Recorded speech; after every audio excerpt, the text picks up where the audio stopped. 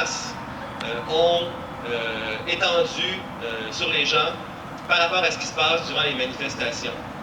On lit le lendemain des manifestations ce qu'on dit au journal ou à la télévision, et qu'est-ce qu'on entend?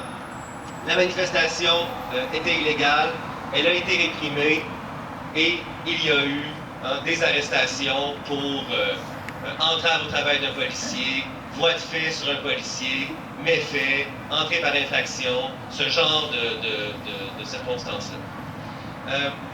Les gens lisent ça. L'information, naturellement, sur ces charges-là viennent du SPVM, ont été même souvent publiées sur Twitter le soir même par le SPVM. Et l'information est diffusée, ce qui donne aux gens, sans leur dire, ce qui suggère aux gens de penser que c'est parce qu'il y a eu ces comportements-là que la manifestation a été réprimée, que la manifestation était illégale, que les gens ont été arrêtés en masse, que les gens ont souffert. On sait par contre qu'il y a au moins deux problèmes avec cette théorie-là. Le premier problème, bien entendu, c'est que souvent, avant même qu'on arrête ces gens-là pour des accusations criminelles, la violence a déjà eu lieu. Elle est venue de la part des policiers, que ce soit les policiers officiels ou les policiers infiltrés dans les manifestations. Dans un deuxième temps, ce qui est tout aussi important, c'est qu'on assume que c'est vrai que ces gens-là ont vraiment commis des voies de fait sur des policiers, qu'ils ont vraiment résisté à leur arrestation, qu'ils ont vraiment commis des méfaits. Et les histoires que mes camarades manifestants vont venir vous raconter ce soir montrent que dans beaucoup de cas, sinon dans l'immense majorité des cas, ces accusations-là sont fausses. N'ont absolument aucune base dans la réalité.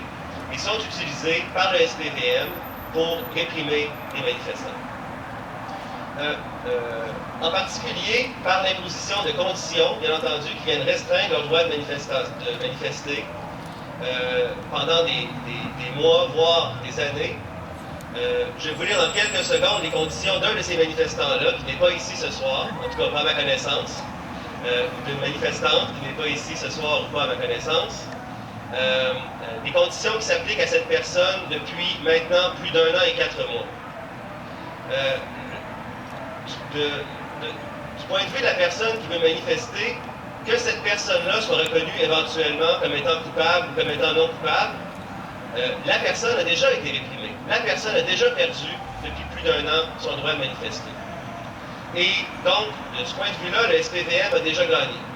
Et quand on arrive dans des situations où ces gens-là, finalement, sont reconnus non coupables, puis les accusations sont tout simplement abandonnées par la couronne, ce qui se passe dans l'immense majorité des cas, l'un ou l'autre, eh bien, c'est pas grave. La présomption d'innocence a déjà été bafouée. Les gens ont déjà été empêchés de manifester ou empêchés de s'associer avec d'autres gens qui manifestent. Et donc, d'un certain point de vue, le SPVM a déjà gagné. Il faut combattre ça.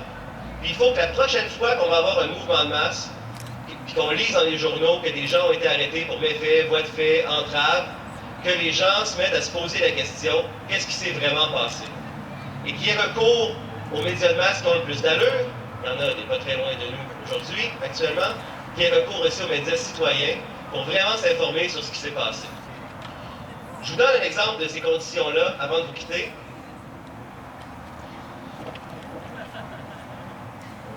Bon, ça va toujours être comme ça. Pour que vous ayez une idée de quoi on parle ici. Alors, cette personne-là, depuis maintenant plus d'1 an et 4 mois, doit se conformer aux conditions suivantes. 1.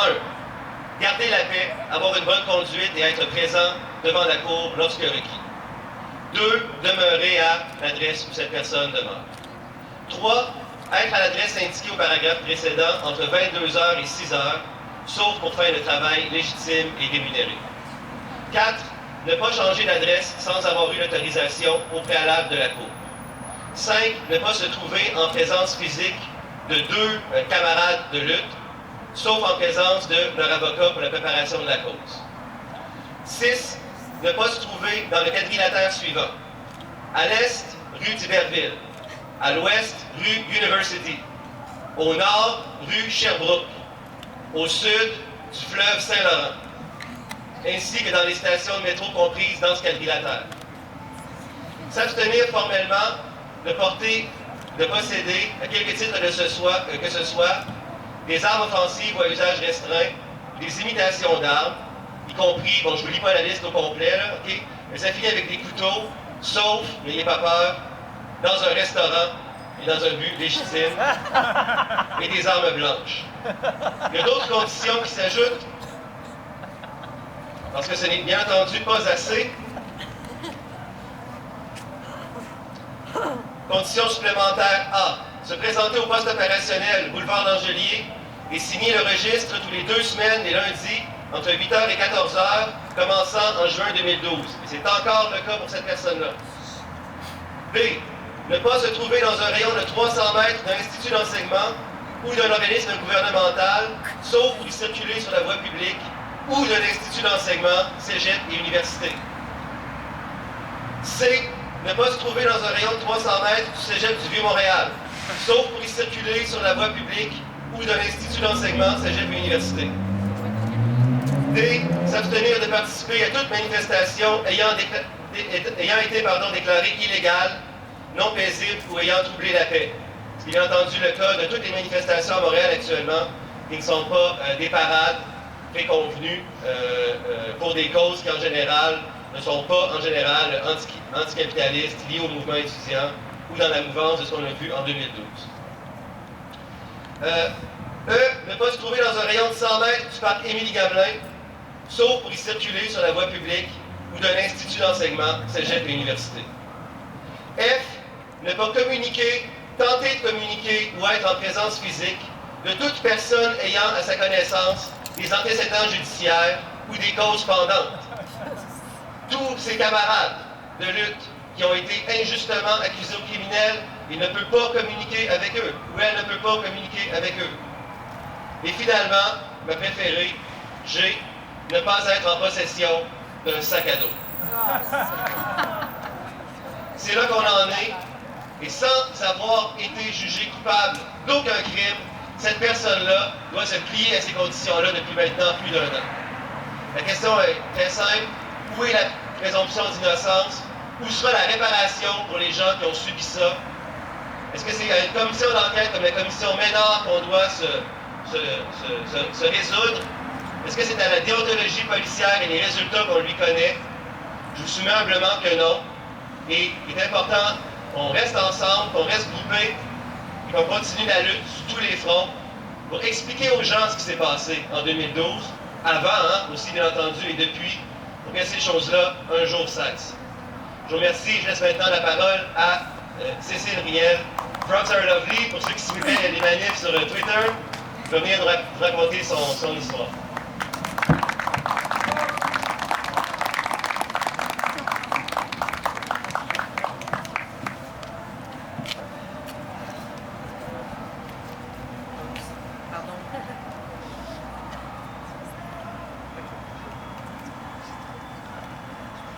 Oui, bonsoir.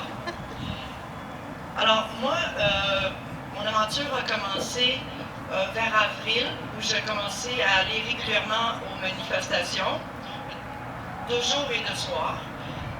Et c'est la première fois, le 25 avril, où je me suis fait moi-même gazer, pitcher par terre par la police, pendant qu'on était là, puis on chantait seulement des beaux slogans. C'est la première fois que moi, j'ai eu quelque chose direct là, avec la police. Mais j'ai vu un tas de jeunes se faire matraquer, arrêter pour absolument rien. Ils se faisaient donner des, comme tu disais, voies de fait, entraves, tout ça, tout le temps. En fin de compte, je vais mettre mes lunettes parce que je vois rien. Après ça, moi vraiment ça a commencé aussi à l'été. À l'été, ce qui est arrivé, c'est qu'il y avait un groupe qui se rencontrait à Émilie-Gamelin, un groupe que moi j'appelais les Misfits, un peu plus vieux. Il y avait des jeunes, mais il y avait quand même beaucoup de gens un peu plus vieux. Ce qu'on a décidé de faire, c'était de garder le fort pendant l'été, pendant que les jeunes étaient repartis travailler à la maison d'art de Montréal. Alors donc, je suis devenue comme la tweeteuse attitrée, si vous voulez, sur Twitter, Frogs are lovely. Mon premier ticket, je l'ai eu le 3 juillet, un 500.1, pour Ensuite, parce que je marchais. Bon, mais là, c'est là que je me suis rendu compte que c'était quoi exactement le profilage politique direct pour moi. Parce que là, la police, après mon ticket, tout le monde, quand j'arrivais à Émilie-Gamelin, la police m'appelait « Salut Cécile, salut Cécile ». Puis là, t'es pas fatigué, tu trouves pas que t'es trop bien, tu peux être ici, va donc te coucher, blablabla. Ensuite de ça, j'ai commencé à avoir des coups de bicyclette, des poussins qu'on les appelait, là, sur un bicycle avec le pouce à fer jaune. Et puis, ils ont commencé, je trouve, à être pas mal plus rough une fois que les élections ont été déclarées. Et puis qu'il y a eu, je pense que c'est le Parti québécois qui a demandé pour une trêve, là, je me souviens plus c'est qui. Une fois que ça s'est arrivé, les gens, premièrement, il y avait moins de gens dehors, dans la rue. On était la plupart du temps sur le trottoir, faute de monde, ils nous poussaient très facilement là. Et puis, après ça, ils sont devenus, comme je dis, plus violents. Ils voulaient essayer de casser les manifs, de casser notre morale. Ils ont commencé à faire des arrestations. Une personne en particulier que je connais, qui a presque 60 ans. Ensuite, moi, je me suis fait arrêter pour menace de mort contre un policier. Ils sont arrivés ça m'est arrivé le 23 août. Ils sont arrivés, la brigade au complet, je pense qu'ils étaient 12 tout habillés en noir, plus l'officier, l'agent Vio, qui m'ont dit que j'avais fait une menace. C'est plus tard, 3 semaines plus tard, que j'ai appris que c'était un geste que j'avais fait. Parce que pendant tout ce temps-là, je me demandais qu'est-ce que j'avais pu dire. Je me demandais si tout d'un coup les slogans étaient devenus des menaces. J'étais franchement nerveuse. Après ça, on me dit que c'était un geste que j'avais fait quand j'étais en cours pour me donner une date. Enfin, aussi ce soir-là de l'arrestation, ce qui est arrivé, c'est que l'officier, je venais juste de douter, j'avais rien fait, j'étais assis à la place Émilie-Gamelin, je venais de douter qu'on était à peu près fin. L'officier Vio a pris mon téléphone directement dans ma blouse, sans mandat, sans rien. J'ai dit qu'il n'avait pas le droit. Il a dit qu'il avait le droit de faire ce qu'il voulait. Il m'a dit que je pouvais aller voir son boss, aller voir le boss de son boss, aller voir le maire. Il avait le droit de faire ce qu'il voulait. C'était bien le fun. En fin de compte, rendu... Oups. Ah oui. Pendant la nuit, ils sont venus pour me laisser sortir, puis j'ai refusé tant que j'avais pas mon téléphone. C'est seulement le lendemain matin, vers 6 heures, que je l'ai eu. On passe maintenant à la cour. Ça, c'est toute une histoire. J'arrive juste avant d'aller en cours, j'ai essayé d'avoir de l'aide judiciaire. J'y ai droit. On me refusait pour 2 raisons. La première raison, c'était que c'était une première offense. La deuxième raison, c'était qu'il n'y avait pas de prison attachée à cette offense-là. Je leur ai dit, oui, il y avait 5 ans de prison attachée, mais ils m'ont dit non, puisque c'est une première offense. Alors là, je suis obligée, moi, d'aller me défendre toute seule devant la police. Mais je veux remercier énormément Maître Poitras, qui m'a défendu gratos quand j'en avais vraiment besoin. Puis je lui souhaite de revenir bientôt, on a encore besoin de lui. Maintenant, rendu à la cour, on est là, on attend. Il y a quelqu'un qui arrive, puis Poitras vient me voir, puis il me dit que on vient de m'offrir de plaider. Si je pouvais plaider à moins, on m'offrirait un deal. J'ai refusé. Mais moi, je suis vieille. J'ai pas toute ma vie devant moi. Ça me fait rien d'avoir un dossier criminel. Mais je peux imaginer un jeune qui se fait offrir quelque chose de moindre quand il n'a rien fait du tout. Mais il se fait offrir quelque chose de moins que rien, puis qu'il va le prendre. Je trouve ça désolant. Que tout ça pour que 40 minutes plus tard, on arrive, puis le procureur de la couronne dit j'ai aucune preuve. Puis l'avocat dit vous êtes acquitté. Tout ça pour rien. J'ai complètement oublié, pardon, de dire pourquoi, comment j'ai été arrêté. C'était la grosse manif du 22 août, où apparemment, moi et 2 autres de mes amis, On marchait pour s'en retourner chez nous après la manif. Et puis, il y avait des policiers, tous les poussins étaient à l'autre côté de la rue de Saint-Denis. Puis, je voulais savoir qui était l'officier Théoret, parce que un ami à moi, Jean, avait été arrêté 3 jours plus tôt, puis il devait être à 50 mètres, devait se garder à 50 mètres de ce policier-là. Alors, on les pointait pour savoir qui était qui, puis c'est tout. On a continué notre bout de chemin. Puis c'est ça qui dit que finalement, j'ai fait une menace avec mon doigt que j'aurais pris comme un gun. Puis il a même écrit, je ne sais pas comment il peut faire ça, mais il a écrit qu'il m'a entendu dire « Pow ». Je ne sais pas si vous le savez, mais la rue Saint-Laurent, l'autre bord de la rue, quand il y a une manif qui s'en va, je ne peux vraiment pas comment... Je ne comprends pas ce qu'ils écrivent, ce qu'ils disent, puis comment ils pensent qu'ils vont s'en sortir avec des choses comme ça. Mais ce qui m'a déçu, moi, c'est que le procureur de la Couronne était prêt à essayer de me faire avoir un dossier. Juste, pourquoi? Je n'avais rien fait.